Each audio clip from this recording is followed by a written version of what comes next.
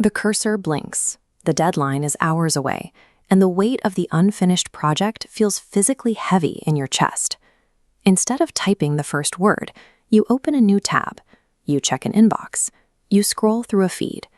For decades, the standard diagnosis for this loop has been a lack of willpower. Society frames it as a moral failing, a sign of laziness, or a refusal to apply basic discipline. But researchers looking closely at this behavior see something entirely different. Procrastination is a biological defense mechanism against anxiety. When the fear of a negative outcome spikes, it creates what psychologists call an intention-action gap. The mind knows what it wants to accomplish, but the body physically freezes. To understand why we get trapped in this paralysis, we have to revisit a 50-year-old error in how science understood the way mammals handle pressure. In the 1960s, psychologists observed that mammals exposed to prolonged, uncontrollable stress eventually stopped trying to escape. They named this phenomenon learned helplessness. This theory shaped behavioral science for decades. The consensus held that animals and humans actively learn that their actions do not matter and then acquire a passive mindset. Half a century later, modern neuroscience re-examined those findings and discovered the original conclusion was backward. Passivity is not an acquired behavior, it is the unlearned default biological reaction to a prolonged aversive event. We do not learn to shut down. We freeze because we have not yet sent the specific signal our brain requires to take control of the situation. When a mammal is exposed to a stressful situation, the lower brain structures take over.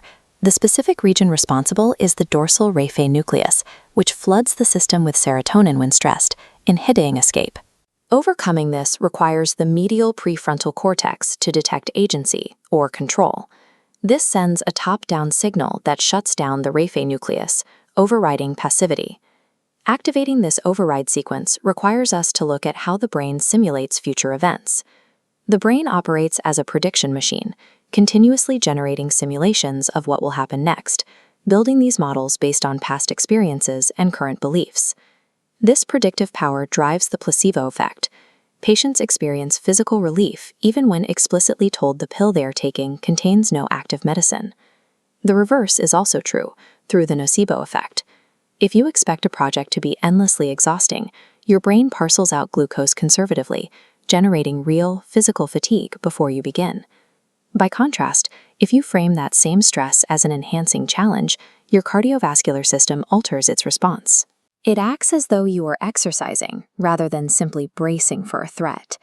By intentionally shifting what the prediction machine expects to happen, we can dictate the physical energy our body makes available for a task. There is a persistent idea that every new experience automatically rewires our neural pathways. In reality, the adult nervous system is remarkably resistant to change. True neuroplasticity requires intense, selective attention. Only then are specific neurochemicals released, allowing the active neurons to strengthen their connections. Positive thinking alone cannot break the procrastination freeze. You need a structured behavioral system that forces your attention and shifts your internal chemistry. You need a framework to convince the prediction machine that the upcoming work is entirely controllable. Traditional scheduling usually means blocking out long, uninterrupted hours of work. This approach heightens anxiety, feeding a cycle of guilt that directly triggers the brain's passivity default. A system known as the unschedule inverts this logic.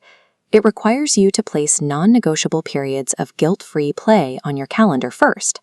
Before a single hour of work is allocated, you commit time to socializing, exercise, and leisure.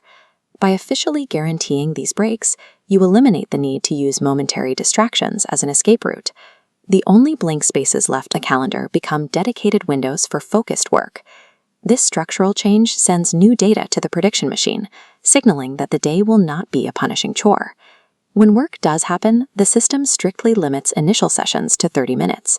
Even the most daunting project becomes manageable when the time commitment is small. Recording each completed session provides an immediate, visible reward.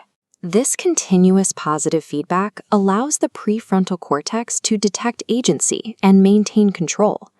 The pre-scheduled breaks for physical exertion and social interaction ensure a steady release of the neurochemicals necessary to sustain motivation. As the brain adjusts its expectations to predict success in these small increments, the hope circuit stays active, continuously inhibiting the brainstem's default freeze response. These safe, contained actions bridge the intention-action gap, translating intent into movement. Prioritizing joy and crafting achievable expectations shifts the brain's internal simulation. It provides the signal the prefrontal cortex needs to rewrite the biological code that once kept us frozen.